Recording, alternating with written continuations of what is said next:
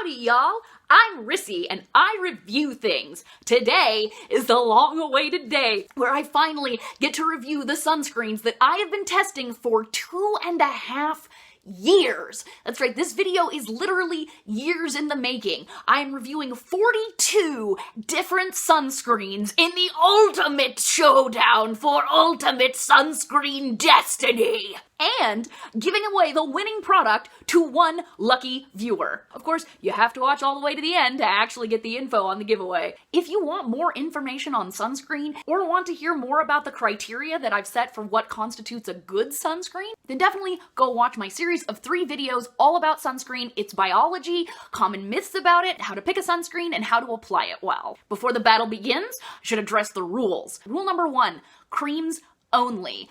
I generally don't care for other formats of sunscreens, sticks and powders and that kind of thing. I prefer the basic cream in a tube.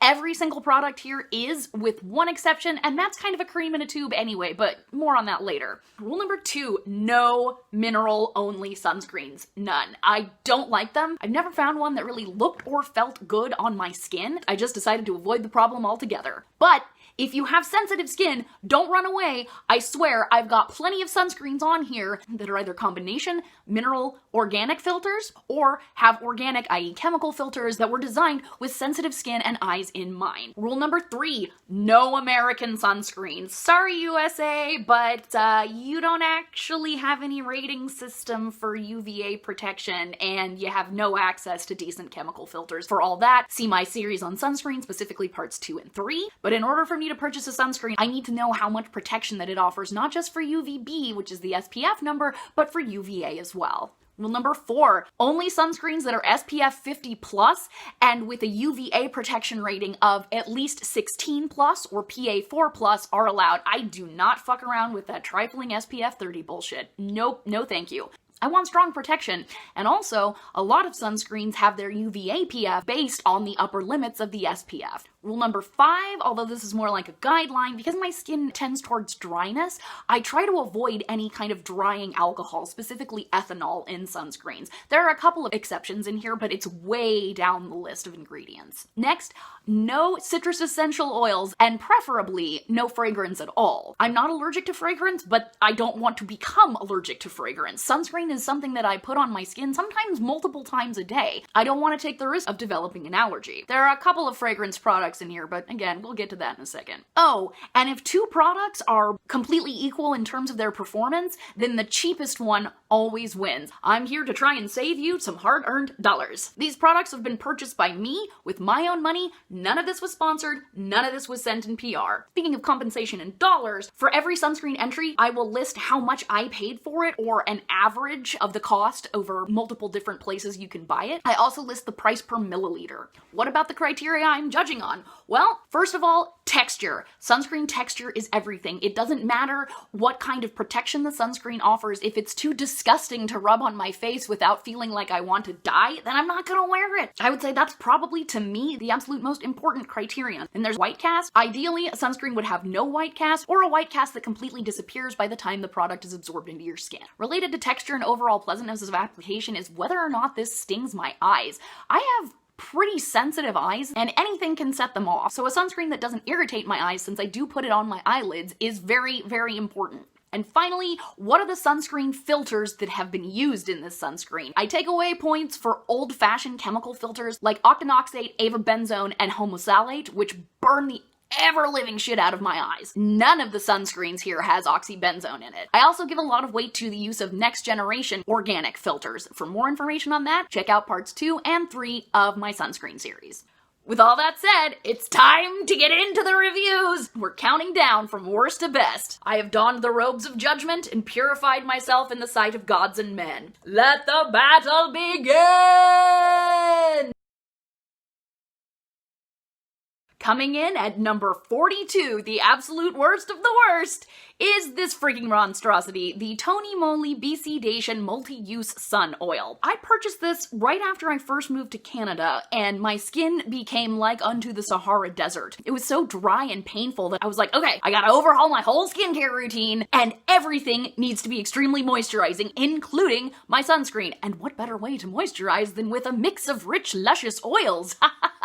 Oh, what a fool I was. As it turns out, products like this are inherently deceptive. This advertises itself as an all-in-one base for natural beauty. One magical drop, all-in-one boosting sun oil vitalizes makeup. This gives the impression that literally all you need is one drop into your makeup or one drop into a moisturizer, and then you'll get an SPF 50 PA4+ sunscreen. Nothing could be further from the truth. In actuality, you would need an entire milliliter of this stuff to get that level of protection. And this is an oil. Can you guess where this is going? Yeah, trying to put an entire milliliter of oil onto your face will make you look like somebody had a pizza throwing contest and you were the target. It's disgusting. There's also the fact that it has rose essential oil in it. I'm not really fond of the smell of roses, and this is nothing but the smell of roses. And basically pizza grease. Absolute fucking fail. Not even properly a sunscreen, but that's on me. For that delicious touch of irony, we go to number 41, the La Roche Posay Anthelios XL Dry Touch Gel Cream. God, this stuff is so terrible. So the reason this is ironic is because Allure magazine released their Best of Beauty for 2020, and they said this is the best sunscreen? One of the best sunscreens in the world? This confirms to me that nobody at that magazine actually tries any of the products that they review. They get shit in PR or they're paid to talk about the stuff and they just go with the bog standard advertising copy. La Roche Posay is owned by L'Oreal, and you will see 3 sunscreens in this review that all have the exact same formula as this from different L'Oreal brands. This is by far the worst. It's almost entirely old-fashioned chemical filters with a little bit of Mexerol XL, which is so strange to me because the Mexerol sunscreen filters are, 1, really, really good, and 2, L'Oreal owns the patents. I don't know why they don't use them in more of their sunscreens. There's 0.5% of Mexerol XL in this. Otherwise, you could probably sell this in the United States. It's so full of crappy filters. What about its actual performance? Well, it stinks to high heaven. This smells like a fart that would come out of a fire demon after it ate a regular chemical sunscreen. It's just gross. I don't know what they put in here to make it smell so bad. So it advertises itself as being dry touch or even mattifying. It absolutely is not. It's kind of greasy. It pills on the skin. You can't really wear it under makeup because you're trying to rub it in and these awful little gray pills just form all over the place. It burns my eyes like crazy. And even more disgracefully, it has a white cast. How can an all-chemical sunscreen have a white cast? Well, it's because they have a lot of silica in here to give it that dry touch feeling, and silica can have a white cast. This is just complete overhyped fucking garbage. There's only 50 milliliters of it, and even the packaging sucks. The plastic is really hard. It'll hurt your hand as you're trying to squeeze out the last bits of it. Garbaggio! Yeah. Another top-rated sunscreen that just really did not work for me. The Round Lab Birch Juice Moisturizing Sun Cream. Now, I've used a lot of products from Round Lab and really like them. This, unfortunately, was a complete dud. This is one of a very recent batch. It was released this year in 2020. Its latest crop of Korean sunscreens, which only have 2 of the newest chemical filters. It has Tinosorb S, which gives amazing broad-spectrum coverage, so basically the entire spectrum of ultraviolet light. But for additional backup, in the UVA region, it's got Uvinol A+, which is one of the best UVA filters out there. And when I tried it, it was moisturizing. It was a little bit heavy, but not too bad. Problem is that I purchased this before I could find the ingredients list in English. It has pine oil in it, some kind of pine essential oil. I assume they put that in for fragrance, but the upshot is that when I put it on my face, it began to burn and tingle most unpleasantly. That was no bueno. Sunscreen should not turn your face red, it should do the opposite of that. Well,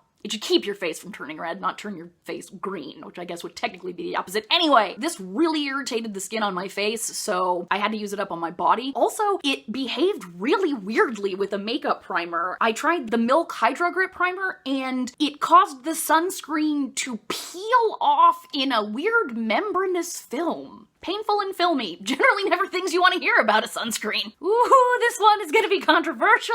Number 39, the Canmake Mermaid Skin UV Gel. On the surface, this sunscreen is everything anybody could potentially want. It's incredibly inexpensive. You can get it pretty much anywhere in the world. It's a combination mineral organic sunscreen that has Uvinol A+ and Tinosorb S in it. Plus, it acts like a pore blurring makeup primer. What could possibly go wrong? This is actually the second bottle of the stuff because I could not explain what what it was doing to my skin, and I had to make sure that I didn't just get a bad batch. So what did it do? I would put it on as the last step in my skincare routine every morning, and it would feel really nice, actually moisturizing. Okay, cool. Then around noon, every day that I wore this wave of dehydration would just sweep across my skin, like just sucking the moisture out. And I would look at my skin and it'd be absolutely terrible. Fine lines that I didn't know I had were just blooming all over the place like fetid roses of decay. This is so weird. I went online and I looked for reviews, and I'm not the only person that has that happen to them. And what am I gonna do with this? I can't even use it on my hands, at least not in the wintertime when it's cold and dry. Fuck you, you lying piece of shit. You promised me moisture.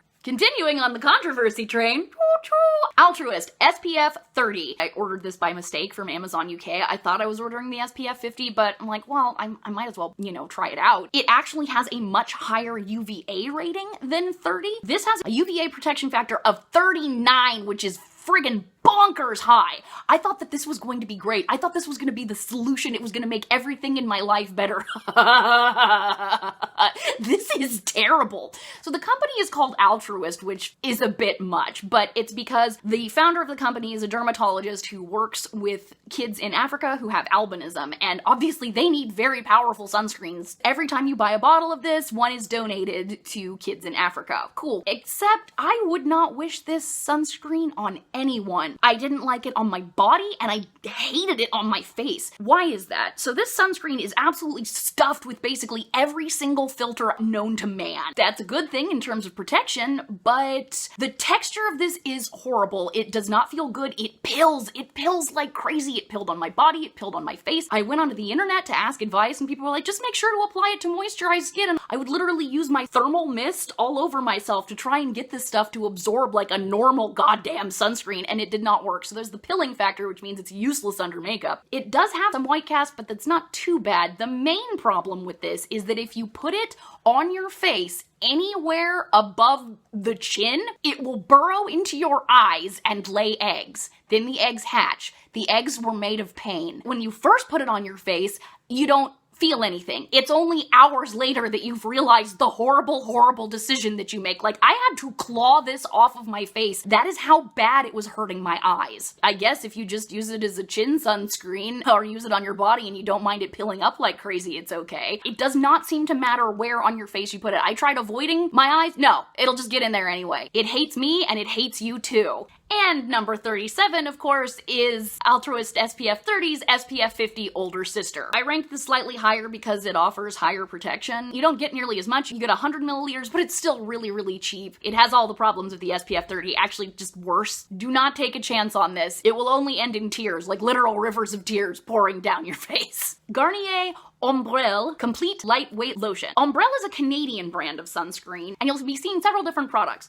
Why a Canadian sunscreen but not American? Well, Canadian sunscreens actually operate under European rules where they have the UVA circle, so you actually know how much, at least an approximation of how much UVA protection you're getting. Also, Canada has access to some of those newer next generation organic filters. So this didn't have to suck. It does suck though, it really does. It's mostly old-fashioned chemical filters, but it actually uses fairly high quantities of Mexeril XL and Mexeril SX. But otherwise it's stinky and it pills and it burns my eyes. So the only reason I rated it so high is that at least it does kind of try to have some better chemical filters. You get a lot of it, so it's pretty cheap for the price, but it's still absolute crap. They've repackaged this. They repackaged all the Umbrella sunscreens, but the formulation has not changed for any of them. But yeah, absolutely do not buy this. I didn't even like it as a body sunscreen because again, it pills.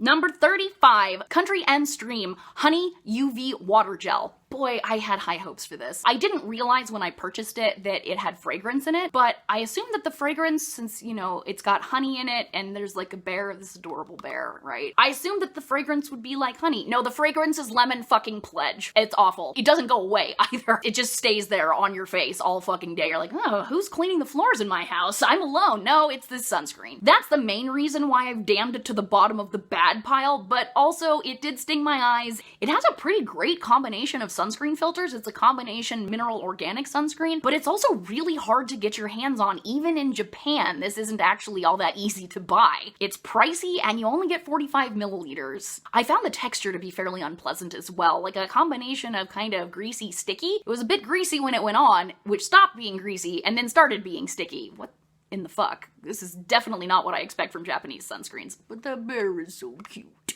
Avene Comfort Cream, very high protection, unfragranced. This sunscreen is proof you can have too much of a good thing. It actually uses both Tinosorb S and Tinosorb M, as well as Uvasorb HEB. The only old-fashioned chemical filter it has in here is avobenzone, which guaranteed that it would sting the living hell out of my eyes. But the main problem is not just the eye stinging, it's the fact that it's got so much Tinosorb M in here, it has like a legit white cast that can compete with any mineral-only sunscreen. It's bad. Very, very bad. The texture is actually not terrible. It goes on and it's a little bit shiny, but more moisturizing than anything else. But God, that white cast, it doesn't go away either. Tinosorb M is great, but you kind of have to use it sparingly. It's also pretty expensive for what you get, and I don't want to pay a lot of money just to look like one of the undead. Number 33, Vichy Ideal Soleil. I don't speak French. Dry Touch Lotion SPF 60. This is the second of the 3 sunscreens from L'Oreal-owned brands that have the exact same formulation. On the surface, again, it has a lot of good stuff going for it, aside from its filters, which are all old-fashioned, but it has that 0.5% of Mexeril XL. It has a slightly better texture than the La Roche Posay. It's more moisturizing, but the white cast is stronger. I don't get how there's so much variation in between 3 versions of the exact same formula. It does not stink to the same extent as the La Roche Posay. Thank heaven for small miracles, I guess. And it stings my eyes. Also kind of pricey. Boo! Number 32, Innisfree Aqua Water Drop Sunscreen. Man, what a disappointment. I actually bought the older version of this and then it was discontinued. It was one of the only Asian sunscreens that I could find 2.5 years ago that didn't have octinoxate in it. It had some citrus extracts in it, but nothing too bad, and mostly just gave it like a light, kind of pleasant fragrance. So when I heard that they'd reformulated it, I was like, okay, I'll just buy it again. It's not terribly expensive. Well, that was a fucking mistake. The problem with the old version is that the texture was just garbage. I am used to Korean and Japanese sunscreens being very light, very watery, and pleasant to use. This had like a terrible, greasy, sticky texture to it. Just not great. This new version is not sticky, but it is greasy. They added extra greasiness to make up for the stickiness they took away. Oh, and they added octinoxate. They took out the avobenzone, which was great, replaced it with Juvenile A+, awesome, and then they're like, yeah, let's just add the octinoxate back in. Why would you do that? Why? It's greasy, and it burns the hell out of my eyes. And they added a shit ton more fragrance. Why? Innisfree. When you reformulate something, you're supposed to make it better. Originally, I wasn't even going to try the sunscreen that occupies the number 31 position, the Klairs Soft Airy UV Essence. I'm literally just holding a sample packet because that's all of it that I've tried. So why is it ranked so low, you say? Well, for the reason why I wasn't initially going to review it until I got this sample packet as part of a YesStyle.com order. This was released as part of a wave of Korean sunscreens that only have 2 organic filters in it, Juvenile A+ and Juvenile T150, both of which are really amazing. The problem with it is that some brain genius at Klairs decided it would be a good idea to put orange oil in a sunscreen. For more information on why this is a terrible idea, go watch part 3 of my series on sunscreen, but to sum up, pretty much all citrus fruits have, to varying degrees, chemicals called sorolins in their essential oils. And sorolins are specifically activated by the sun's light, and when they are thus activated, they go into your skin cells, irrevocably bind themselves to your DNA, and kill them. It can literally give you melanoma. People somewhere started this rumor that sweet orange oil does not contain any sorolin, and that is a goddamn lie from the pit of hell. I don't know who started it, but I would like nothing more than to slap them silly.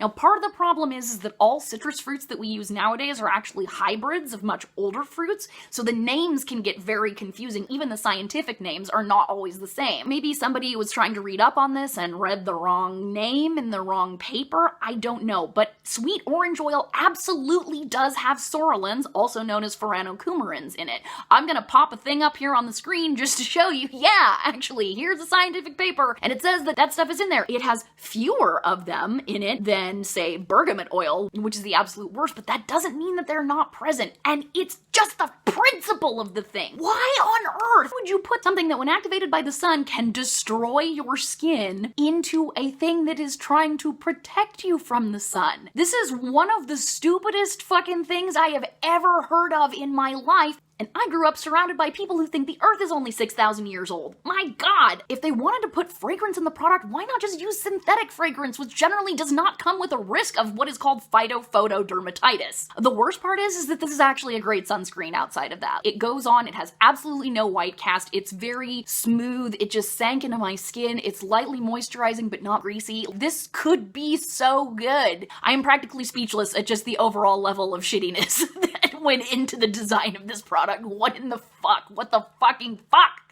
Claire's?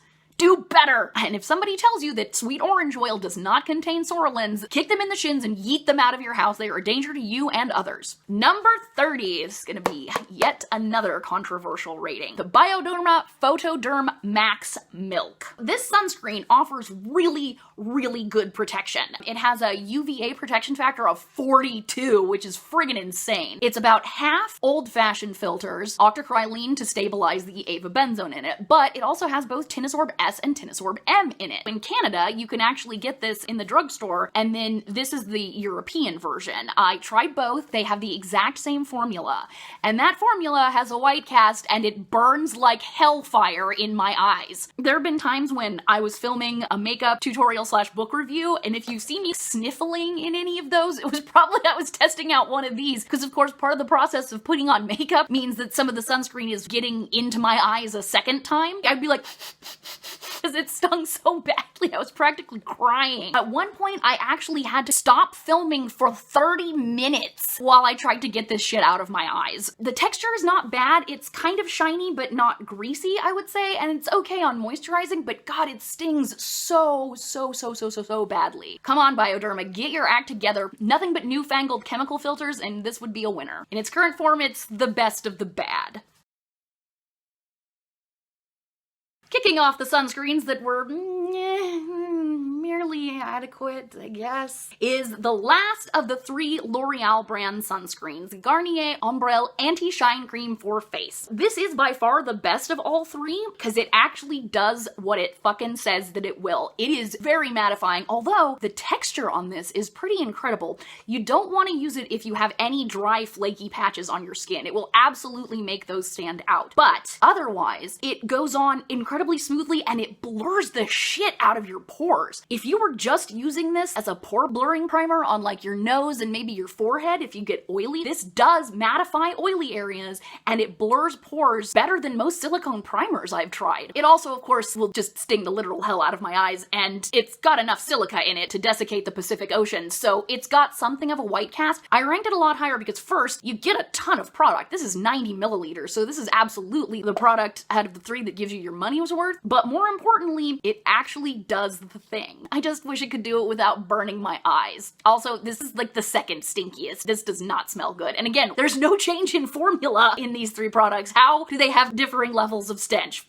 Who knows? Do not send to know for whom the stench tolls. It tolls for thee. Number 28, Derma Sun Solution High SPF. This is a product of Denmark, and on paper, it was everything I ever wanted. You get 100 milliliters of sunscreen that has nothing but Tinosorb S, Uvinol A+, and Uvinol T150 in it. The sunscreen of my dreams. Well, this is why I rank texture a higher criterion than just filters. First of all, it burns my eyes, but the main problem with this is that it is so shiny it can be seen from space. The eye stinging was manageable. I have a technique where I'll like dab it onto my eyelids and then let it dry for a full minute before I open my eyes, and so it was workable, but that shininess, no. Sorry, Derma, not for me.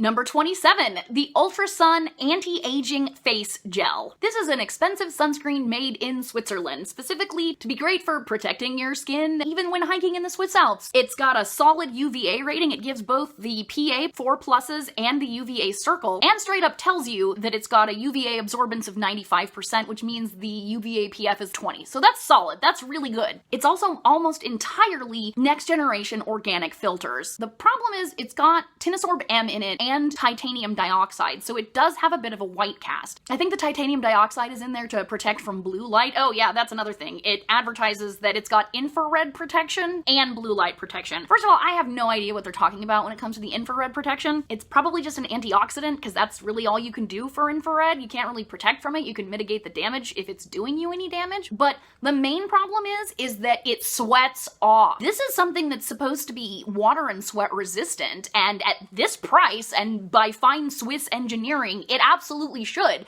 want to pop up a picture on the screen and you can see I didn't go out and play 8 hours of beach volleyball in order to get this sweating off the sides of my nose. I literally went for a walk in the woods near my house. I don't move very quickly. I'm not particularly athletic, and yet it melted right the fuck off of my face. This is a pretty expensive waste, since you can't trust it to do what it advertises. Goodbye, UltraSun face. You shan't be missed.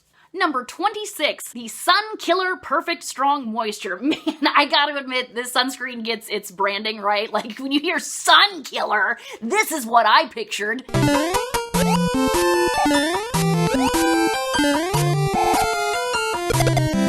Alas, 'twas not to be. So this has some pretty serious problems. First of all, it's got fragrance in it, which I was just an idiot and I missed that when I was looking at the ingredients. But more obviously, this is a sunscreen for ants. You literally only get 30 milliliters of it. If this was purely advertised for travel purposes or something along those lines, then I would get it, but it's not. This is just an everyday sunscreen. Admittedly, with more water and sebum resistance than average, but why is it so small? The overall price is fairly low, but considering you get so little, it is actually one of the more expensive sunscreens on this list. It's only got 3 filters in it, and 2 out of 3 are old-fashioned ones. I experienced some pretty intense eye stinging with this, although the texture was really nice. Feels a little greasy at first, but then it just sucks into your skin and is just this perfect light sheen. This could have been really good. They took out the fragrance and they added another 30 milliliters. Back to the ants with you, Sun Killer. Number 25, the Bioderma Photoderm Max Family Milk. First of all, phrasing? Family milk does not sound